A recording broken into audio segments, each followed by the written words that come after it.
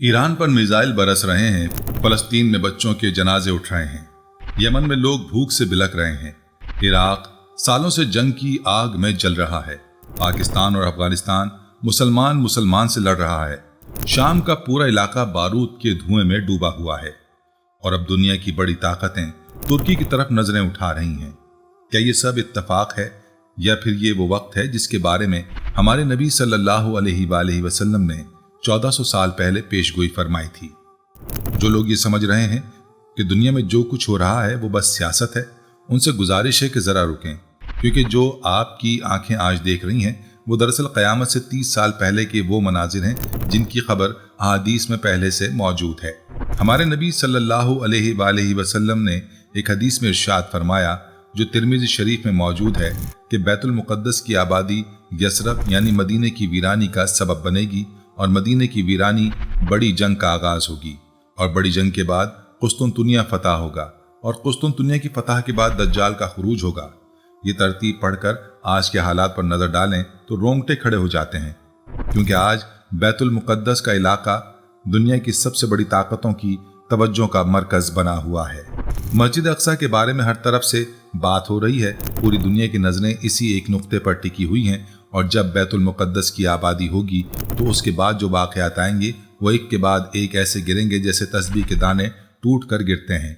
प्यारे दोस्तों, ये बातें महज तारीख़ी वाक़यात नहीं, ये वो अल्फाज हैं जो उस ज़ात ने फरमाए जिसने कभी झूठ नहीं बोला, जिसकी हर बात आज तक सच साबित हुई है।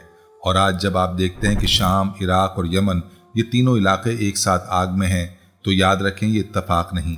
अहादीस में सराहत के साथ आया है कि जब तुम शाम, इराक और यमन में बैक वक्त हलचल और फितना देखो तो समझ लो कि बड़ी जंग का आगाज़ करीब है। इन तीनों इलाकों का एक साथ जंग की लपेट में आना खुद एक बहुत बड़ी निशानी है। शाम का इलाका, जिसे नबी अलैहिस्सलातु वस्सलाम के ज़माने में शाम कहा जाता था, उसमें आज का उर्दून, लबनान, फ़लस्तीन, मौजूदा शाम और इसराइल सब शामिल हैं और आज ये पूरा खित्ता जंग की हालत में है। इराक का इलाका कई सालों से तबाही की जद में है। अमेरिका ने इस पर हमला किया और आज भी वहाँ अमन नहीं है और यमन में भूख, प्यास और अफलास का फितना चल रहा है, जो अहादीस में भी मज़कूर है। ये तीनों इलाके बैक वक्त जल रहे हैं और ये बहुत बड़ा इशारा है। अब ईरान की बात करें तो अहादीस में एक और बहुत अहम बात आती है। दज्जाल जब ज़ाहिर होगा तो उसकी मदद के लिए इस्फहान के इलाके से 70,000 यहूदी निकलेंगे और इस्फहान ईरान का शहर है। उलमा ने इस हदीस में ये इशारा लिया है कि शायद उस वक्त तक ईरान का कुछ हिस्सा भी दुश्मन के कब्जे में आ चुका होगा और आज जब ईरान पर हमले हो रहे हैं और उसे कमज़ोर करने की कोशिशें हो रही हैं तो ये सोचना लाजिम हो जाता है कि क्या हम उस दौर के दहाने पर खड़े हैं। अल्लाह बेहतर जानता है, लेकिन हालात जो कुछ बता रहे हैं वो बहुत सोचने वाली बात है। प्यारे दोस्तों, जो बड़ी जंग की बात हो रही है, जिसे हदीस में मुल्हिमतुल कुबरा कहा गया है, उसके बारे में नबी अलैहिस्सलातु वस्सलाम ने फरमाया, ये जंग तकरीबन 6 साल तक जारी रहेगी और इस जंग में मुसलमान बहुत पहले मुश्किल में होंगे। मुस्लिम उम्मा बिखरी हुई होगी, लीडर की तलाश में होगी, सिमत नहीं होगी। और ये आज का मंजर नहीं है तो और क्या है। आज मुसलमान दुनिया के हर कोने में मजलूम हैं। फ़लस्तीन में, कश्मीर में, यमन में, शाम में, हर तरफ मुसलमानों का खून बह रहा है और कोई एक मजबूत आवाज़ नहीं जो उन्हें यकजा कर सके। यही वो सूरत हाल है जिसके बारे में अहादीस में बताया गया था कि जब मुसलमान सबसे ज़्यादा लीडर लेस होंगे तब इमाम मेहदी का ज़हूर होगा। इमाम मेहदी के ज़हूर के बारे में अहादीस बहुत वाज़ेह हैं। वो नबी अलैहिस्सलातु वस्सलाम की आल में से होंगे। उनका ज़हूर अचानक होगा। ऐसा नहीं होगा कि पहले टेलीविज़न पर आएँ फिर सियासी तहरीक चलाएँ, बल्कि हज के मौके पर काबे के पास एक आवाज़ लगाई जाएगी और लोग उन्हें पहचान लेंगे। और यहाँ हैरत की बात यह है कि हदीस में आया है कि खुद उन्हें भी नहीं पता होगा कि वो मेहदी हैं। अल्लाह ताला एक ही रात में उनके अंदर वो खुसूसियात भर देगा जिनकी ज़रूरत होगी और फिर वो मुसलमानों की क़यादत करेंगे उस सबसे मुश्किल दौर में। ग़ज़वा हिंद की बात करें तो ये भी उन्हीं जंगों के दौरान होगा। अबू हुरैरा रज़ी अल्लाह अन्हु से रिवायत है कि नबी अलैहिस्सलातु वस्सलाम ने ग़ज़वा हिंद का जिक्र फरमाया। उलमा ने इसकी तशरीह में बताया कि हिंद के इलाके में उस दौर में पाकिस्तान भी शामिल होगा और ये ग़ज़वा सिर्फ एक मरतबा नहीं होगा बल्कि हज़रत ईसा अलैहिस्सलाम के आने से पहले भी होगा और उनके दौर में भी होगा।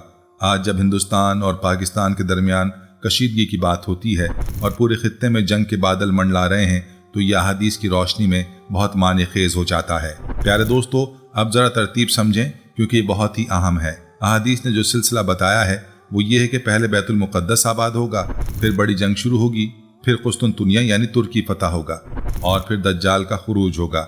आज कुस्तुनतुनिया के बारे में अहादीस में आया है कि उसे दोबारा फतह किया जाएगा और कुस्तुनतुनिया आज का तुर्की है। और आज की खबरें देखें तो कहा जा रहा है कि तुर्की अगला निशाना होगा।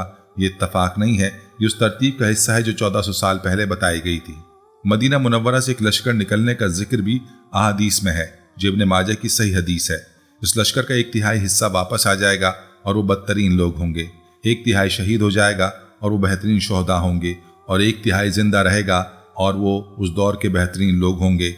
ये वो लश्कर होगा जो कुस्तुनतुनिया की फतह में शरीक होगा। और उस फतह के बाद जब मुसलमान फतह की खुशी में होंगे, उसी वक्त किसी ने यह खबर फैलाई कि दज्जाल आ गया, और तब हकीकत में दज्जाल का खुरूज होगा। दज्जाल का खुरूज इराक और शाम के दरमियान के किसी इलाके से होगा और वो गुस्से में निकलेगा।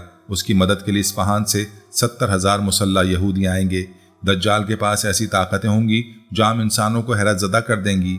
वो मुर्दों को जिंदा करके दिखाएगा, बारिश बरसाएगा, ज़मीन से ख़जाने निकालेगा, और उसके फितने में सिर्फ वही लोग बचेंगे जिनका ईमान पुख्ता होगा, जिनके दिलों में अल्लाह की मोहब्बत इतनी गहरी होगी कि माल और दौलत की चमक उन्हें मुतासिर ना कर सकेगी। प्यारे दोस्तों, अब ज़रा आगे का मंजर देखते हैं। जब दज्जाल का फितना उरूज पर होगा, जब मुसलमान सबसे ज़्यादा मुश्किल में होंगे, तब आसमान से दमिश्क की मस्जिद के सफ़ेद मीनार के पास एक नूर नाजिल होगा और हज़रत ईसा अलैहिस्सलाम दुनिया में वापस तशरीफ़ लाएंगे, फरिश्तों के परों पर हाथ रखे हुए, ज़ाफ़रान रंग के कपड़े पहने, पेशानी पर पसीने के कतरे। उनका नुज़ूल दुनिया की तारीख का सबसे अजीम लम्हा होगा। वो इमाम मेहदी के पीछे नमाज पढ़ेंगे और फिर मिलकर दज्जाल को तलाश करेंगे। दज्जाल उन्हें देखते ही ऐसे पिघलने लगेगा जैसे नमक पानी में घुलता है, और हज़रत ईसा अलैहिस्सलाम उसे लुद के मकाम पर ख़त्म करेंगे। दज्जाल के खात्मे के बाद याजूज माजूज का फितना शुरू होगा। ये ऐसी कौम है जो ज़मीन पर हर चीज़ को खा जाएगी, पानी पी जाएगी। मुसलमान किसी पहाड़ पर महसूर हो जाएंगे और अल्लाह ताला उन्हें हज़रत ईसा अलैहिस्सलाम की दुआ के नतीजे में उन पर एक कीड़ा भेजेगा जो उनकी गर्दनों में पैदा हो जाएगा, और ये सब एक रात में ख़त्म हो जाएंगे।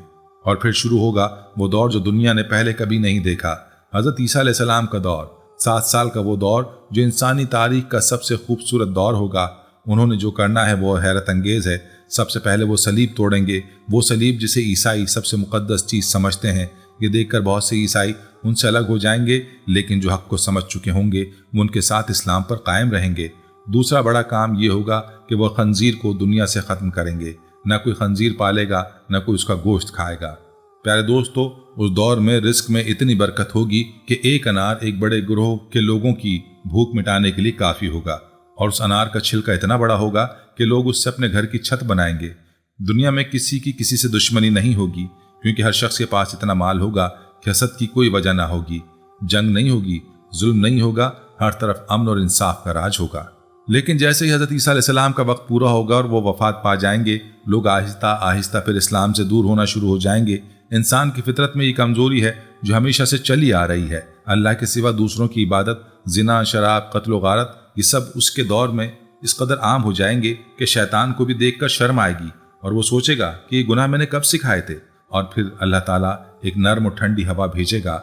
यह हवा पूरी दुनिया में फैल जाएगी, और जहाँ कहीं भी इसे अल्लाह का नाम लेने वाला एक इंसान मिलेगा, यह हवा फौरी तौर पर उसे ख़त्म कर देगी। और जब दुनिया के सारे मुसलमान ख़त्म हो जाएंगे तो फिर दुनिया के सबसे डरावने और ख़तरनाक 40 साल शुरू होंगे।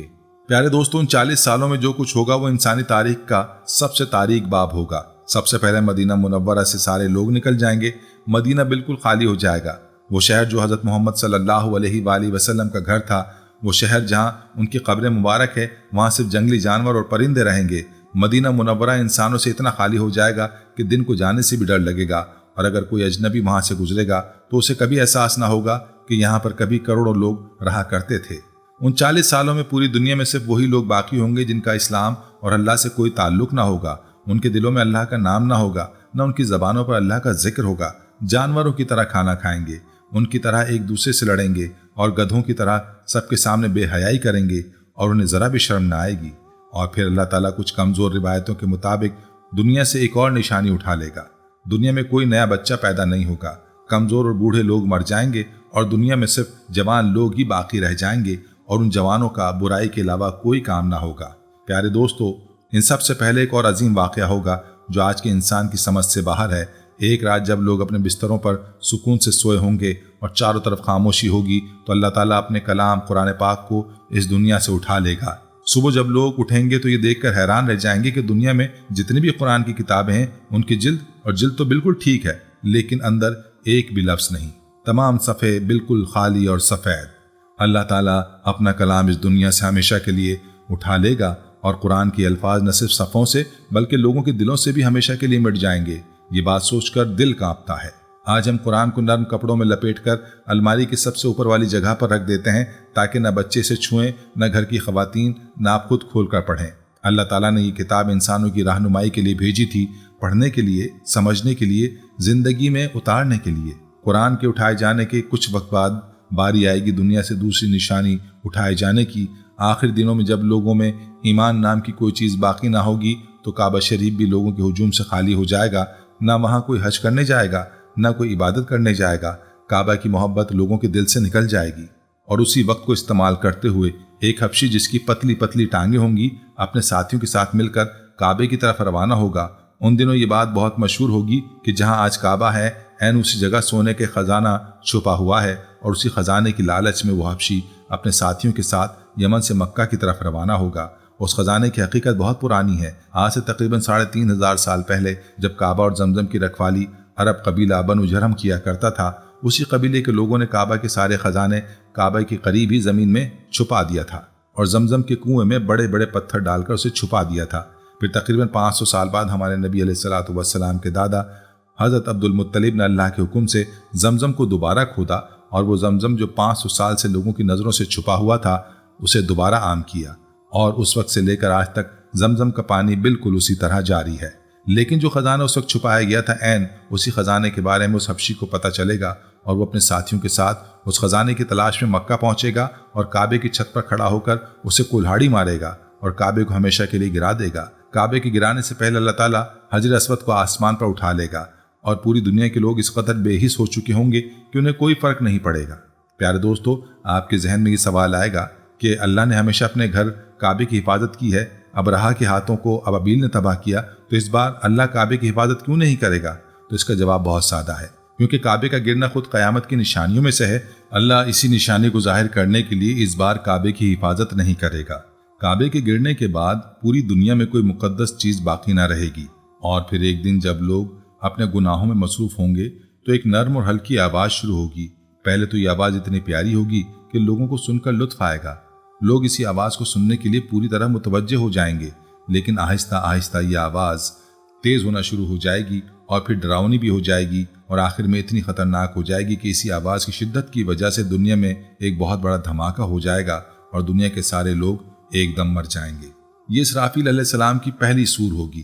اسرافیل علیہ السلام وہ فرشتے ہیں جو اللہ تعالیٰ نے آسمانوں اور زمینوں کی پیدائش کے ساتھ ہی پیدا فرمائے، اور اسی دن سے لے کر آج تک وہ سور کو اپنے منہ سے لگائے عرش کی طرف سر جھکائے اس انتظار میں بیٹھے ہیں کہ کب اللہ کی طرف سے سور پھونکنے کا حکم ملے۔ پیارے دوستو، لوگوں کے مر جانے کے بعد اللہ تعالیٰ ملک الموت حضرت اسرائیل علیہ السلام سے پوچھیں گے کہ کوئی باقی رہ گیا ہے؟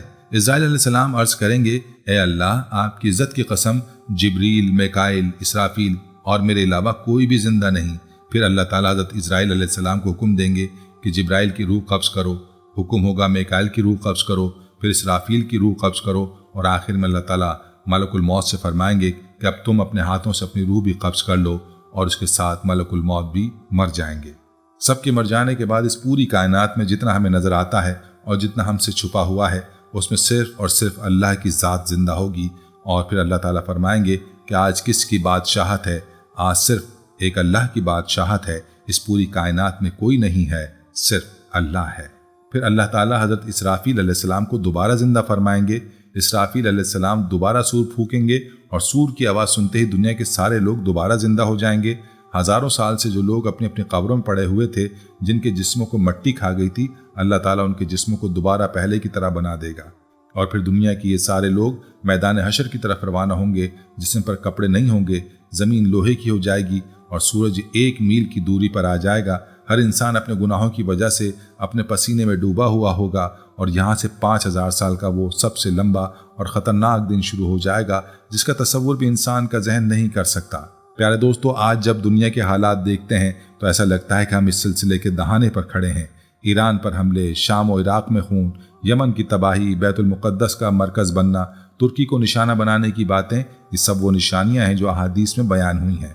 उलमाए किराम का ख्याल है कि हम दज्जाली दौर में दाखिल हो चुके हैं, यानी दज्जाल के आने से 8-9 साल पहले का वो दौर जो सबसे ख़तरनाक होगा। अल्लाह बेहतर जानता है। अब ज़रा एक और पहलू से सोचें, ये जो बड़ी जंग मुल्हिमतुल कुबरा होगी, इसमें मुख्तलिफ तरफ से खिलाड़ी होंगे। एक तरफ मुसलमान होंगे और दूसरी तरफ वो लोग जो सलीबी जंग का रंग इख्तियार कर लेंगे। और दिलचस्प बात यह है कि आज की दुनिया में भी ऐसे लोग मौजूद हैं जो अपने सिपाहियों को ये कहकर लड़ने की तरगीब देते हैं कि ये आर्मैगेडन है, ये क़यामत से पहले की आखिरी जंग है और यसू मसीह की दूसरी आमद के लिए हम रास्ता हमवार कर रहे हैं। ये अल्फाज सुनकर अहादीस की बातें जहन में आ जाती हैं। ईसाइयों और यहूदियों के दरमियान आज एक अजीब रिश्ता दिखता है। दोनों का आपस में अकीदे में बहुत बड़ा फ़र्क है, बल्कि एक दूसरे के मुखालिफ हैं, लेकिन फिर भी उनका एक साथ नजर आना हैरत अंगेज है। इसकी वजह यह है कि इंजीली ईसाइयों का अकीदा है कि यसू मसीह की दूसरी आमद तभी होगी जब यरूशलेम में यहूदी आबादी पूरी तरह बसी होगी। इसलिए वो यहूदियों की मदद कर रहे हैं ताकि जल्द अज जल्द यरूशलेम मुकम्मल तौर पर यहूदी बस्ती बन जाए। और यह हदीस के उस इशारे के साथ भी मिलता है कि बैतुल मुक़द्दस की आबादी एक बड़ी निशानी होगी। तो गोया दोनों अतराफ से लोग जानते हैं कि कुछ बड़ा होने वाला है, लेकिन सवाल यह कि तैयारी कौन कर रहा है, वो कर रहे हैं या हम। प्यारे दोस्तों, अब जरा इस पहलू पर गौर करें। जिस वक्त ये सारी जंगें हो रही होंगी, मुसलमान उम्मत टुकड़ों में बिखरी होगी, कोई मजबूत आवाज़ नहीं होगी, कोई एक क़यादत नहीं होगी जो मुसलमानों को यकजा कर सके। और यही बिखराव वो ज़मीन है जिसमें इमाम मेहदी का ज़हूर होगा। नबी अलैहिस्सलातु वस्सलाम ने फरमाया, उस वक्त अरब बहुत कम रह जाएंगे, जो बाकी होंगे वो शाम के इलाके में होंगे और इमाम मेहदी का इंतज़ार कर रहे होंगे। इस हदीस से अंदाज़ा लगाएं कि कितना बड़ा जानी नुकसान होगा मुसलमानों का। लेकिन अल्लाह की शान देखें, जब सबसे ज़्यादा अंधेरा होगा तभी अल्लाह की मदद आएगी। इमाम मेहदी आएंगे, हज़रत ईसा अलैहिस्सलाम आएंगे और वो दौर आएगा जिसका इंसानी तारीख़ में कोई मिसल नहीं होगा। यह अल्लाह का वादा है और अल्लाह का वादा सच्चा है। प्यारे दोस्तों, ये सब मालूमात जानने के बाद जहन में एक सवाल उठता है कि हम वाकई क़यामत के करीब हैं। इसका जवाब यह है कि क़यामत के ऐन तारीख़ का इल्म सिर्फ अल्लाह को है, लेकिन जो निशानियाँ अहादीस में बयान की गई हैं उनमें से बहुत सी पूरी हो चुकी हैं और जो बाकी हैं उनके आसार हमारी आंखों के सामने दिखाई दे रहे हैं। इसलिए हमें गाफिल नहीं रहना चाहिए, हर लम्हे को अल्लाह की तरफ तवज्जो के साथ गुजारना चाहिए। वक्त बहुत तेज़ी से गुजर रहा है। रमज़ान आता है और ऐसे लगता है जैसे कल ही गुजरा था। साल पर साल गुजरते जा रहे हैं और अहादीस में आता है कि क़यामत के करीब वक्त तेज़ी से गुजरने लगेगा। क्या ये भी एक निशानी नहीं? इसीलिए प्यारे दोस्तों, आज ही अज़्म करें, आज ही अपनी नमाज दुरुस्त करें, आज ही कुरान को अलमारी से निकालें और उसका एक सफ़ा समझ कर पढ़ें। आज ही अपने घर वालों से बात करें और उन्हें भी उन हक़ाइक़ से आगाह करें, क्योंकि कल हो सकता है कि बहुत देर हो चुकी हो। लेकिन एक बात वाज़ेह है, नबी अलैहिस्सलातु वस्सलाम से एक सहाबी ने पूछा था, या रसूलल्लाह, क़यामत कब आएगी? तो आप सल्लल्लाहु अलैहि वसल्लम ने फरमाया कि तुमने इसके लिए क्या तैयारी की है? यही सवाल असल है। ये मालूमात सिर्फ इसलिए नहीं कि हम उन्हें सुनकर हैरान हों और आगे बढ़ जाएं, ये इसलिए कि हम अपनी तैयारी करें, अपने दिलों को नर्म करें, अल्लाह के आगे झुकें, इस्तग़फ़ार करें, क्योंकि ये जो मुसीबतें दुनिया में आ रही हैं, अहादीस में आता है कि ये हमारी अपनी कमियों और कोताहियों की वजह से हैं। ईमान को मजबूत करें, क्योंकि आगे दज्जाल आने वाला है और वो पैसे भी फेंकेगा, रिस्क भी फेंकेगा और सिर्फ ईमान वाले ही बचेंगे। वो लोग जिनके दिलों में अल्लाह की मोहब्बत होगी, जो मादा परस्ती का इस हद तक शिकार नहीं होंगे कि पैसे को खुदा समझ लें। एक ताबी से उनके शागिर्दों ने पूछा कि सहाबा और हम में क्या फ़र्क था, कोई मिसाल देकर समझाएं। उन्होंने कहा कि फ़र्क ये था कि सहाबा के हाथ में पैसा था, दिल में नहीं। तुम्हारे दिल में है, यही वो सबक है जो आज हमें सीखना है। रमज़ान का महीना हो या ज़ुल्हज का, दिल को अल्लाह की तरफ मोड़ें, दुआ करें कि अल्लाह हमें इन फितनों से बचा। अहादीस में आता है कि नबी अलैहिस्सलातु वस्सलाम ने फितनों से बहुत ज़्यादा पनाह मांगी है और एक जगह यहाँ तक दुआ आती है कि ए अल्लाह, कि अगर तू किसी कौम को फितने से आजमाने वाला है तो मुझे उससे पहले उठा ले। प्यारे दोस्तों, अल्लाह ताला हम सबको फितनों से महफूज रखे, हमारे ईमान को कायम रखे, हमें और हमारे घर वालों को दज्जाल के फितने से बचाए और हमें उस दौर में जिंदा रखना हो, उन लोगों में शामिल करे जो हक पर कायम रहें। आमीन। अब एक और बात जो बहुत ज़रूरी है समझनी, अहादीस सिर्फ खबरें नहीं हैं, ये रहनुमाई हैं। नबी अलैहिस्सलातु वस्सलाम ने जब ये सब बताया था तो इसलिए नहीं बताया कि हम बस हैरान हों, बल्कि इसलिए बताया कि हम तैयार हों। जो शख्स जानता है कि सर्दी आने वाली है वो गर्म कपड़े तैयार कर लेता है। جو جانتا ہے کہ طوفان آنے والا ہے وہ اپنے گھر کی چھت مضبوط کر لیتا ہے، اور جو جانتا ہے کہ فتنوں کا دور آنے والا ہے اسے اپنا ایمان مضبوط کر لینا چاہیے۔ اللہ ہم سب کو علم پر عمل کرنے کی توفیق عطا فرمائے، ہمیں فتنوں سے محفوظ رکھے، اور اگر ہم ان دنوں کو دیکھیں تو ہمیں ثابت قدم رکھے۔ آمین۔